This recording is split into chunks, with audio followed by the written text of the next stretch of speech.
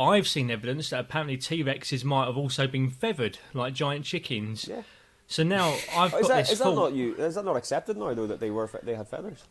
Well, possibly, but it is a terrifying concept that I've got to now have this thought in my head rent-free that my ancestors were being chased by these packs of giant chickens, and it's just a fucked up thought, and I'm not going to sleep tonight now. But, you know, at the end of the day, we live in a society, don't we? Yeah. Bill, I'm loving your shirt, by the way. I know, brand new t-shirt. That this is not an advert or Miami anything, but Vice. In the Dead Ground, do these lovely little t-shirts. I thought, I'll say t-shirt, shirt. And I thought I'd have to get one. It was silly not to. I think, Tristan, I converted you. We had a little Yeah, I mean, I will. off Yeah, air. yeah. Thanks. Just like my bank balance doesn't need anything else to come out of it now, but here we are. Well, to be fair, with a shirt like that, it does look like you've got a side hustle as, like, I don't know, a cocaine cowboy or something. yeah. Well, if you stand up a little bit, you can see. You get a bit of my tiny bit of chest hair is just sort of creeping through there. I mean, if you turned up at the airport wearing that and you were going on holiday, I am searching your suitcase. It is getting searched. Sir, anyone with a collar like that on a shirt like that needs to be searched. yeah. Needs to be searched. A big pair of aviator sunglasses. Oh, you're rolling in it, mate. I mean, if this was an advert, it'd be a terrible advert.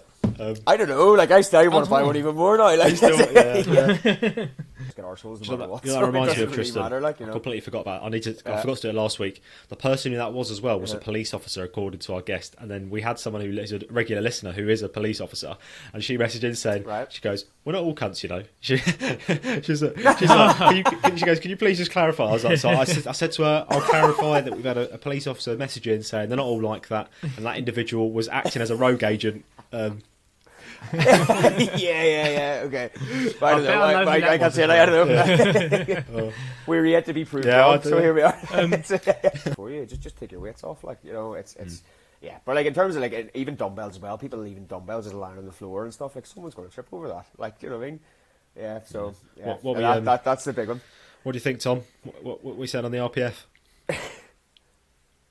Sorry, it was fucking big mouthful of fruit and fibre off camera. Great timing. For me, that's got to be an RPF of 8, which is quite high. I was thinking 8, which is quite high.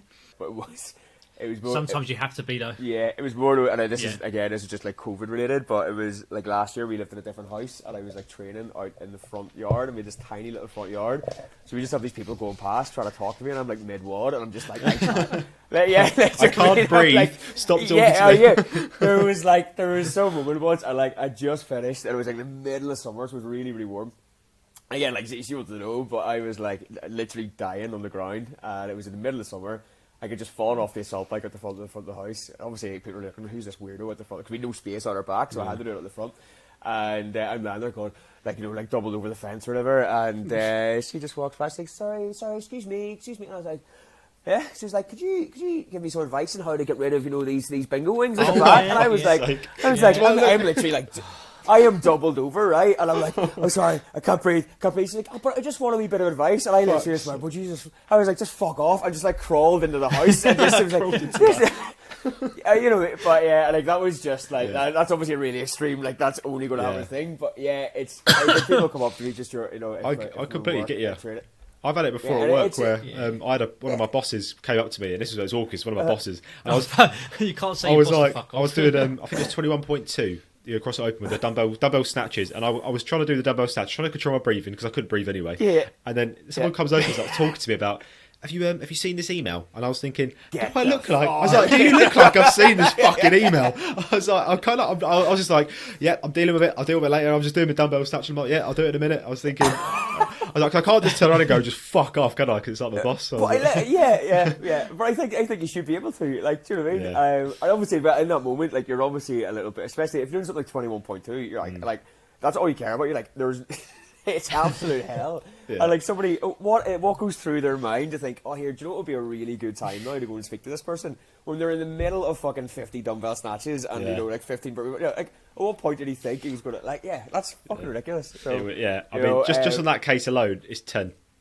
And it's that thing as well. Like I remember hearing about, I can't remember where I came across it, and it was like someone talking about Matt Fraser, and they were just like, yeah, like I heard a story about him, basically just like shouting at someone for trying to take a picture of him in the gym. I'm like, yeah, of course, he's just trying to do his fucking job, and someone's just coming up, and so yeah, which is kind of, it is, yeah. If it's somebody coming up and like that needs a bit of help, I'm like, yeah, okay, obviously, but yeah, if somebody is just literally like you're in the middle of a ward and you're like, oh, excuse me, have you seen this email? Like, no, because I'm in the middle of doing dumbbell snatches, you prick. Fuck's sake. Through online stuff, so I was able to sort of find my own way and sort of learn stuff, and then gradually sort of fell into, like, was always into strength and lifting weights, and used to train in like a really old school bodybuilding gym, but then just sort of kind of fell into CrossFit, and at that stage CrossFit was just starting to get big. But it was still a bad word in the industry, you know. I think it still is for some people. Fucking hell. Oh, 100%, yeah. But I think, to be honest, I fell across it when I was I used to sit at home, and I was still trying to just learn how to do my job, and I was very aware that I wasn't really anywhere near where I wanted to be. So when I had like time off, I would just sit in front of like YouTube, and I would just type things in. I would try and get better at programming and stuff like that. So I ended up just basically then stumbled across the CrossFit documentaries. I was just like, I'd heard about it, and I'd always heard it was shit, and I just watched them and like, here, hang on, this is awesome. They make it look so good though, don't they? They're so good, them documentaries. Oh, I love them. Like Unbelievable. me and Hannah, like we watch them all the time, and it's just I'll put it on in the background. I've seen them all loads, but yeah, stumbled across that. I was like, hey, this is pretty cool, and just kind of then gradually started filtering into my training. And that was where that went. But I was still like a PT, coaching clients how to get strong and stuff as well. But it all kind of filtered in, and that's 5-6 years ago. So yeah, it kind of just fell into place almost. So if that makes sense. So I think once people try it, once they remove the stigma and the tunnel vision of their perception of CrossFit, they try it. The people normally do fall in love with it because of how it is. I think it's quite exciting, the community aspect, the variation, the competitive side of it as well. That's the thing, yeah. Well, that was it, and like for me, it was like I was just doing it in this gym, and I sort of got into it. I was going through a bit of a shitty time, and it was a bit of a distraction as well. So I was kind of bored just doing the same, like your 5 sets of 5 and stuff. And I'd done that for years, and and it was, which is great, and I was strong, and it gave me that really good base. But I kind of just wanted to learn new stuff, and started just. Noticed that my fitness wasn't where I wanted it to be. We got into like a cup final in like the May, and we got absolutely slaughtered. Wow. I just remember that game going like I was big and strong, and I just felt so unfit. So I kind of just started working towards fitness then, and then that just around the same time when I started figuring out what CrossFit was. But I was just doing it by myself, and followed Invictus. Yeah. Started doing their online stuff. They just posted workouts every day, and started doing that gradually a bit more, and then I hit a stage where I did the open then by myself, and I was just like, look, I just want to get better at this, so I joined the box. So it was kind of just dip my toe in every so often, and just gradually, my toe became my foot, and everything eventually it was just a full scale CrossFit wanker. Headbands, pop the top, knee sleeves, I was just like, well, we can take our tops off. This is fucking great. So it was, So it just sort of like for me, it gradually happened. But yeah, I can see as well where if somebody who's new at it, it can be quite intimidating, but also you just get sucked into it straight away. Yeah, you do. Yeah, because it does have that community aspect of it. So like, yeah, it is still a bad word in the industry. And even now, when I tell people, like, I kind of go. They're like, oh, what do you do? I'm like, oh, I do like CrossFit too. I kind of cough a bit, and I'm like, but I think they've done really well in terms of they've changed their image quite a lot over the past load of years, and like really kind of worked hard to put right a lot of the criticisms that were leveled at them. I think the main issue was I think the issue in the early days was because they were trying to establish themselves so quickly. The sport was obviously the thing at the forefront, and the issue with having the sport at the forefront is people who see the sport assume that that's just CrossFit, it's just a sport. But then and that's what I did as well. It's not the case, is it? I mean, if you watch football, for example, and you watch the World Cup. The Sunday League is not like the World Cup. If you go play Sunday League, you're not going to it's not going to be that ruthless. It's not going to be that demanding. I've played with a few boys. I think it is, but it's well, you know what I mean. So, but it's the same. That's what I said to people as well. It was like the games is the sport, elite level, and it is fascinating, and it's why it's got so big because it is fascinating, and love watching it. But they're fantastic athletes. But in terms of just there's a difference between the sport and a difference between the training methodology, and like that is, and it's the same with anything. Like I always tell people, when we were playing rugby or when I was coaching rugby, it was, we're not going out to play a match, every single time we meet up. We are doing drills, we're trying to get better, we're taking things from the games, and we're maybe doing it under control and stuff like that. So that's what people need to understand, and it's, that one weekend of the year isn't exactly what CrossFit is, and, the 50-year-old woman coming in isn't going to be doing, 21, 15, 9 and muscle ups and snatches for time, if she can, that's fucking awesome. But it's it's trying to get that into people's heads, and but even like I misunderstood that at the start as well. Like I thought it was just, you just come in, you do you know a couple of metcons, and you get then you get better. And that wasn't. It's not just here is the WOD, you got to do this. There is some form of progression to it at the end of the day, you know. And there's progressions and there's regressions as well, you know. 100%. But I think a lot of people just see it as this is the print off, this is the WOD. Do it or don't. Yeah, yeah. It's not like there's like progression, there's a regression. That's it. It's sort of like at the minute we've like in the gym we're working in now. We sort of like revamped all the programming at the minute. And we're kind of going. I mean, obviously, because we're not an affiliate, so you can't use the term for legal reasons. But you know, we're going towards more like what we call functional training. You know, and it's because I was just like, I want people to move better. I want people to come in and actually get challenged through workouts, as opposed to like what we maybe would have before, where you put a class on and it was thrown together 30 seconds before, and that always pissed me off. You know, and that was just shit PTing, to be honest.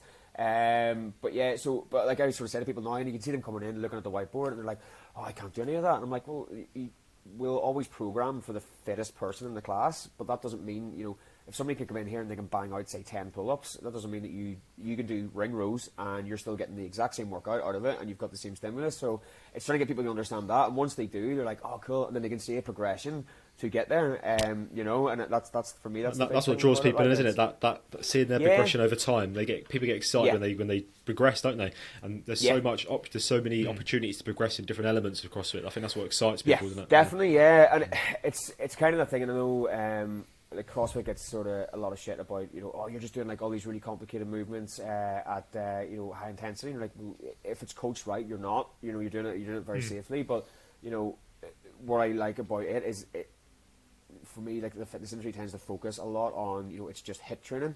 And for me, like, I'm like, nobody's learning anything from that. You're just, you know, anybody can program a workout that gets your heart rate. It's the easiest thing in the world to do, isn't it? 100%. Like I could just try, and the people, if they come into a class, you know, I would just be like, "Okay, do 100 burpees." You know, your heart rate's gonna be fucking sky high. You're not gonna learn anything, but you know, you can do that every day. It doesn't matter how fit you are. You do 100 burpees, your heart rate's gonna be fucked. Like, so, you know, it's trying to get people out of that mindset. It's like, you know, you don't always have to be doing HIIT training, which is beneficial. You know, you still want to be doing something that actually you may be learning from, and it gives you a clear progression. So yeah, like that's a challenge in itself. Like, but yeah, that's, you know, like for me, that's a more thing like I'm trying to get across is you know, the benefits of doing that type of training, but we should still be doing all the basics at the same time. So it's it is infuriating, and like I've been on more than you follow me for a while. I've been on more than a fair few rants about it, which doesn't really get, Tristan. That leads me very, very nicely onto this next. We've got some secret questions. Okay, so you don't know these. I've been worried about this. I'm not surprised. This is one of our. I don't know them myself, to be honest with you. So this is the USP. This is the USP of the podcast, is that we have these lovely little questions that this is a shock value. But basically, the first question is, Tristan, which leads us lovely onto what you just said. USP, unique sexual predator.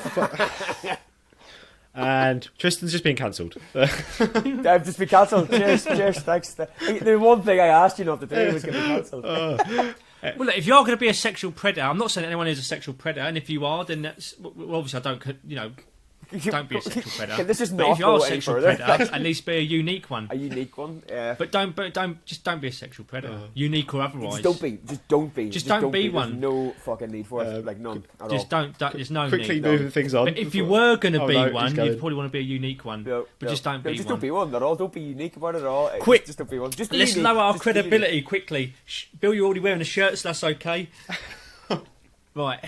Keep going. Let's go for these questions. Right, here we go. Credibility is now at 0. Love it.